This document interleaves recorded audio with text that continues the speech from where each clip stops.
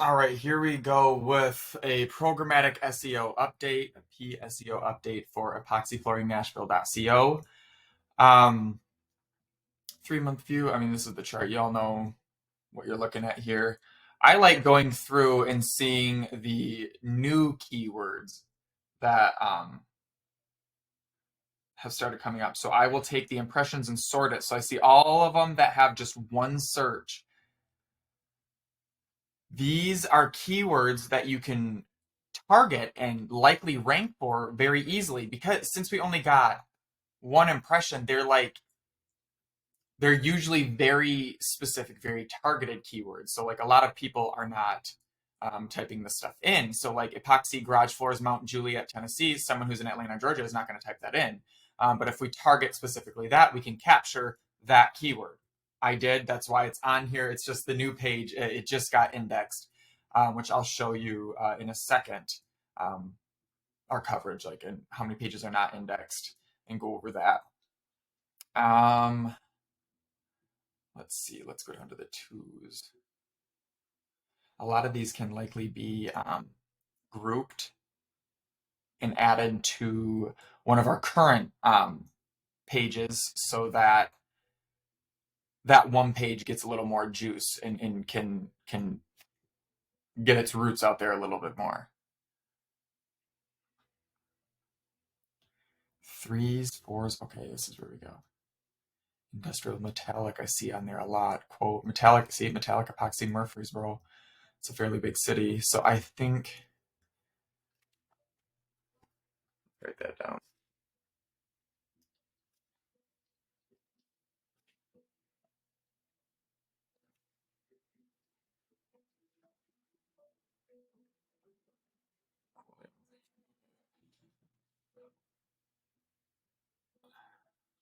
Really just showing this so you guys can see all these too. Like, this stuff just fascinates me. I love being able to see how people search and how different they are. So these ones are longer. These keywords are going to be a bit shorter. See, like the word length is smaller. It's shorter. Epoxy flooring Nashville was the keyword that I had set out to target anyway, and that's the one getting the most impressions. But I've got to find a way to bring it all together a little bit more. Perhaps I got to do a bit more internal linking. Maybe get a backlink or two on the pages. They have none. I'm sure at least like one would help. So we will work on that. But let's check out the coverage here. We have 42 valid pages. One of them went down. 136 are excluded. We added a bunch, and I'm not. I don't think that the batch we submitted. I think there's only one or two that got indexed. So when that happens, I will go back and go into each one and make the changes so that I like make the page change enough so when I resubmit it to Google, it looks different to their crawlers, and we'll give it another shot at indexing. This is just my process that I've done.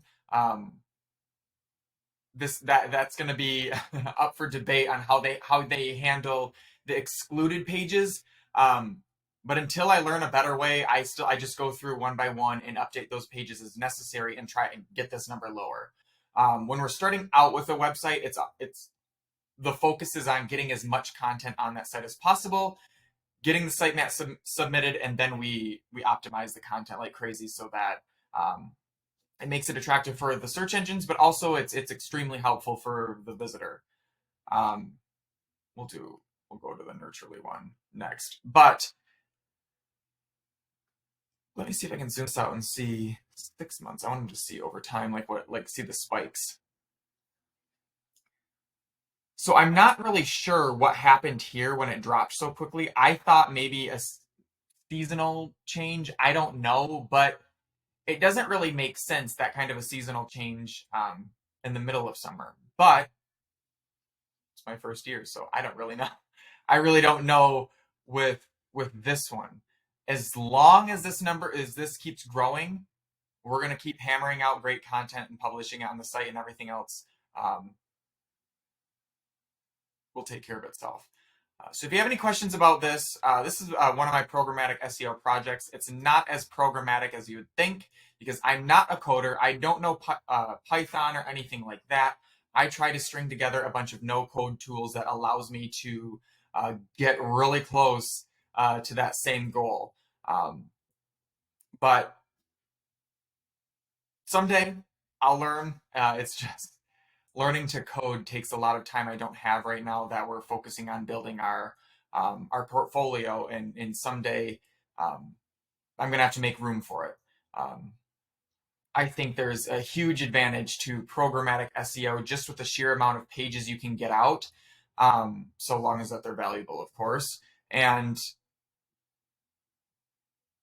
I think that there's a huge overlap with programmatic SEO and home service companies with its plumbing, HVAC, cleaning, commercial or residential cleaning, anything like that. Just because when people type in Nashville or Laverne or Tennessee or Mount Juliet, it was let me see, what was another city? They'll do counties sometimes.